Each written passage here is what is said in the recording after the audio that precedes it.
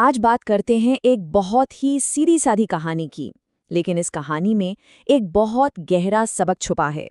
एक ऐसा सबक जो हमें लीडरशिप मतलब कि नेतृत्व के असली मायने समझाता है।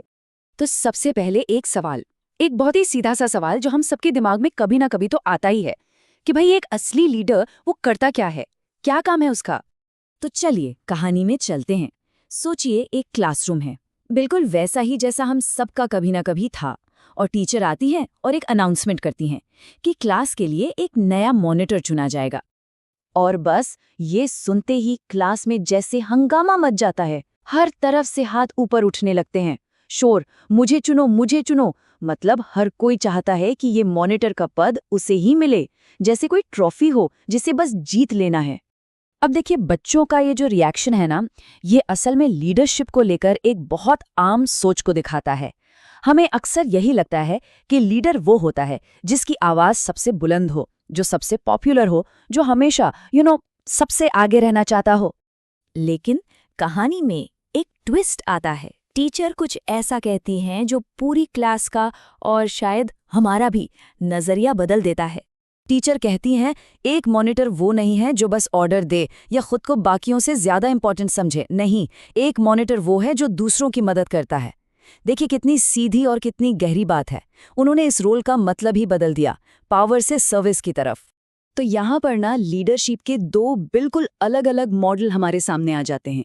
एक तरफ है वो जो सत्ता चाहता है, जो ध्यान खींचना चाहता है, और दूसरी तरफ है वो जो सच में मदद करना चाहता है, क्लास की परवाह करता है। और टीचर की इस नई परिभाषा ने इस फर्क को बिल्कुल साफ कर दिया। टीचर की बात का असर देखे, जो क्लास अभी तक शोर से गूंज रही थी वहां एकदम सन्नाटा छा जाता है। सब बच्चे अब सोच में पड़ गए हैं। और फिर बच्चों के हाथ दोबारा उठते हैं, लेकिन इस बार वो अपने लिए नहीं बल्कि किसी और के लिए उठते हैं। वो किसी और की तरफ इशारा कर रहे हैं। और ये वो फैसला था जिसकी शायद किसी को भी उम्मीद नहीं थी। और वो उम्मीदवार थी नेहा, एक ऐसी लड़की जो कभी भी सेंटर ऑफ अटेंशन बनने की कोशिश नहीं करती थी। तो सवाल ये है कि उसे क्यों चुना गया? क्योंकि वो चुपचाप सबकी मदद करती थी। कभी किसी को अपने नोट्स दे दिए तो कभी किसी को होमवर्क याद दिला दिया, किसी की किताब गिर गई तो उठाकर दे दी। ये जो छोटे छोटे काम थे ना, यही उसके असली लीडर होने का सबूत थे। तो अब नेहा मॉनिटर बन गई। चलिए देखते हैं कि उसने इस नई जिम्मेदारी को कैसे निभाया, कैसे उसने लीडरशिप की इस नई परिभाषा को असल में जी कर दिखाया। नेहा ने जब ये जिम्मेदारी ली तो उसने बस इतना ही कहा, मैं अपनी पूरी कोशिश करूंगी। सोचिए, कहाँ वो शुरुआती शोर शराबा मुझे चुनो और कहाँ ये शांत विनम्र स्वीकृति। यह अपने आप में ही बहुत कुछ कह जाता है। नेहा का काम करने का तरीका बिल्कुल अलग था। वो किसी पर हुक्म नहीं चलाती थी। अगर किसी को कुछ याद दिलाना होता तो वो धीरे से कहती थी। वो सबकी बात ध्यान से सुनती थी। वो चुपचाप चीजों को ऑर्गेनाइज कर देती थी। और सबसे जरूरी, वो कोशिश करती थी कि कोई भी पीछे ना छूटे, सबको साथ लेकर चले। मतलब उसका तरीका अथॉरिटी का नहीं, सर्विस का था। और इसका नतीजा ये हुआ कि पूरी क्लास उसकी इज्जत करती थी।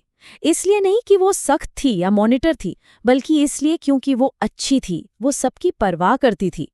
उसके काम ने न सिर्फ उसे सम्मान दिलाया, बल्कि टीचर की बात को भी 100% सही साबित कर दिया। तो इस पूरी कहानी से हमें सीखने को क्या मिलता है? इसका असली सबक क्या है? देखिए, सच्चा लीडरशिप जो है ना, वो किसी पद या पावर के बारे में है ही नहीं। ये ध्यान खींचने के बारे में भी नहीं है। ये असल में जिम्मेदारी लेने, धीरज रखने और दूसरों की परवाह करने के बारे में है। लीडरशिप एक एक्शन है, एक पोजीशन नहीं। और आखिर में एक सवाल जो हम सब खुद से पूछ सकते हैं, हमारी अपनी दुनिया में, हमारे आसपास वो खामोश लीडर कौन है? वो लोग जो नेहा की तरह बिना किसी शोर शराबे के, बिना किसी पद के चुपचाप अपना काम कर रहे हैं और दूसरों की मदद कर रहे हैं। शायद हमें बस उन्हें पहचानने की जरूरत है।